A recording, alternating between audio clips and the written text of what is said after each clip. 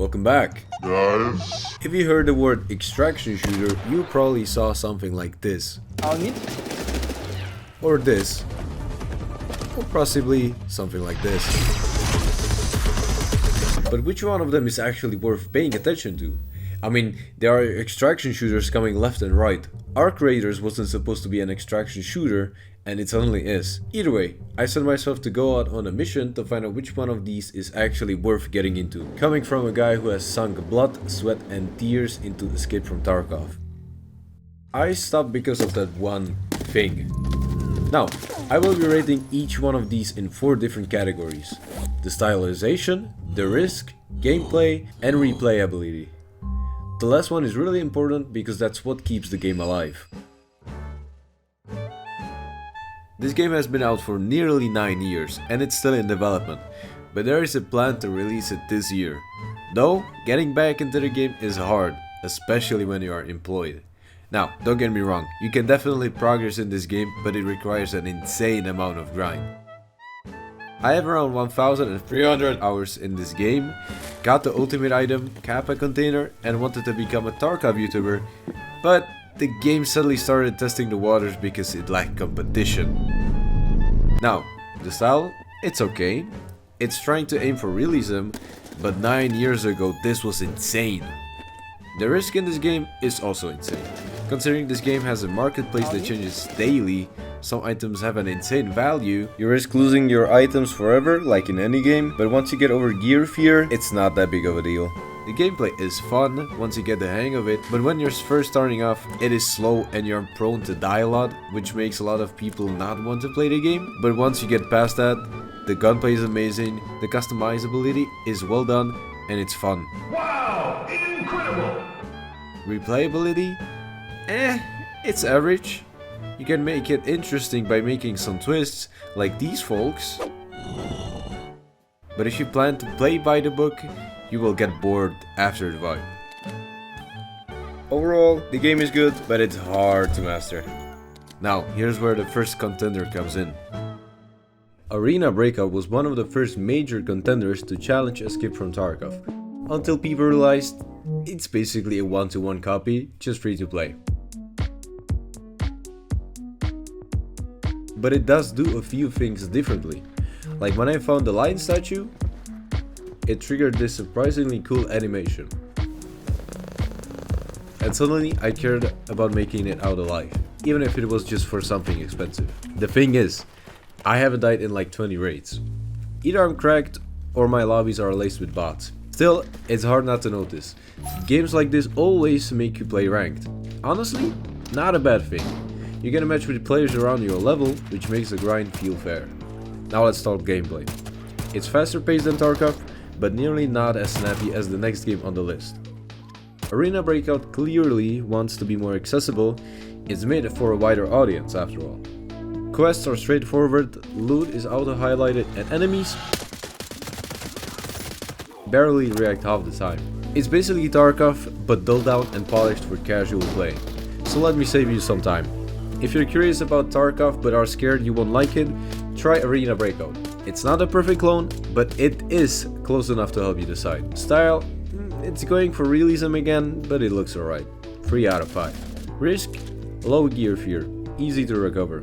3 out of 5. Gameplay, pacing is fine, gunplay is solid, but definitely a mass appeal Tarkov clone. 3 out of 5. Replayability, I can see myself coming back to this to play with someone, but not alone. The mission-based battle pass is cool though. But before we get into the next one, here are 2 quick honorable mentions. Grey Zone Warfare. It's a great, slow-paced game, but it more so looks like a single-player game to me. Now, I haven't played it because I'm a poor Czechian man, but I believe it is a game you can sink a lot of hours in, but will get boring after a couple missions. Marauders. Now, you may have forgotten this game exists, but sadly it is slowly ceasing to exist because of the devs. It seems to be abandoned and riddled with hackers, and no, this game doesn't have PvE mode. This game was also called Tarkov Killer and Tarkov in Space. Now, let's get back to the list. This game was supposed to be a battlefield killer. I mean, it's doing something. Among the battlefield mode, there's also operation mode, which is what we were looking after. And honestly, it might be more fun than I expected. Right away, it feels fast. You can tell this game started off as a battlefield flow. The maps are tight, cluttered with loot, and fights break out constantly. But here's the weird part. There's almost no fear. Sure, there's gear to loot, but dying doesn't feel like it matters. Why? Because you can just buy your gear back. And with all the operator abilities, things feel more like a casual hero shooter than a brutal Tarkov style grind. Delta Force has surprisingly good gun customization. The catch? It's expensive. You could use budget gear, but when these high gear stats are right there staring at you, it's tempting. Still, if you manage your loot right, you're making about 200k a run, so eventually you stop caring and just buy what looks cool. One thing I did like,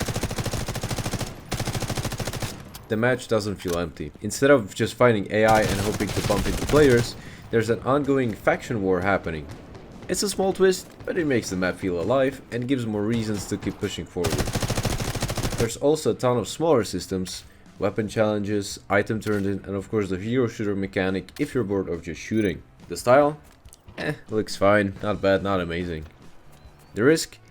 You can lose valuables, but it never stings. Gameplay? Fast, fun, loot heavy, but some items feel too useless. Probably late game stuff. Replayability?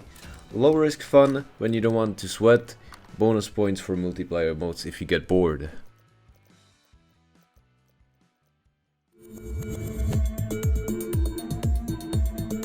I will keep this short, because first, the game it wasn't available in Europe. Fuck you. And secondly, a lot of people are hating on the art style, but from watching the gameplay, it looks fun. Just like watching porn. The style, controversial,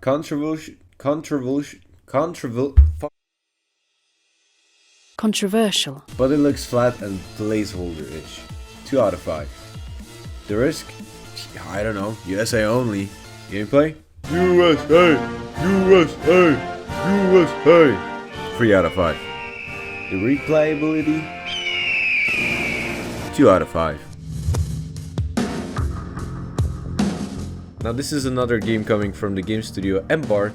From what I've heard, they are ex-Battlefield developers, so they have a great eye for effects. I mean, look at the finals. If we can expect the same amount of detail in Arc Raiders, which judging by the trailers, oh, there is a playtest. This game feels good, and I think it is the next big thing. Let me explain. It's smooth, it's action-packed,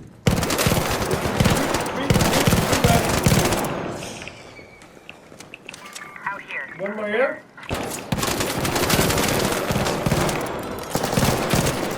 You're all knocked.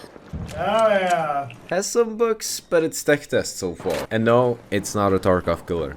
For what it has, it feels like you could ship it as is, but knowing Embark, they're cooking far more.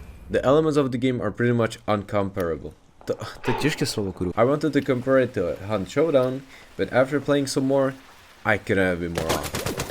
It's fast-paced, action-packed, and has insanely good audio design.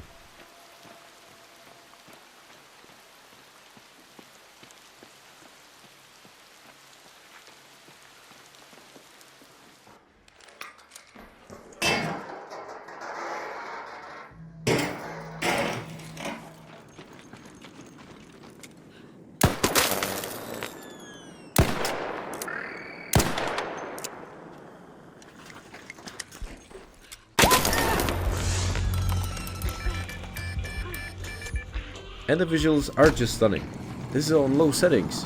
This looks so good, bro. This looks so fucking good. Man, this game is pretty and sounds fucking great. Some guns feel good, except the SMG. That can burn in hell. But the rest is so much fun, especially the revolver. Thanks for blocking me, Alex. That was very good of you.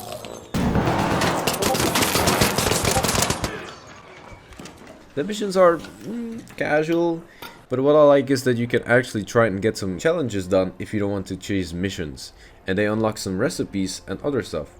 Now, this video will sadly come out after the playtest, because if I were to do it sooner, I would have to rush the video and therefore ruin the quality.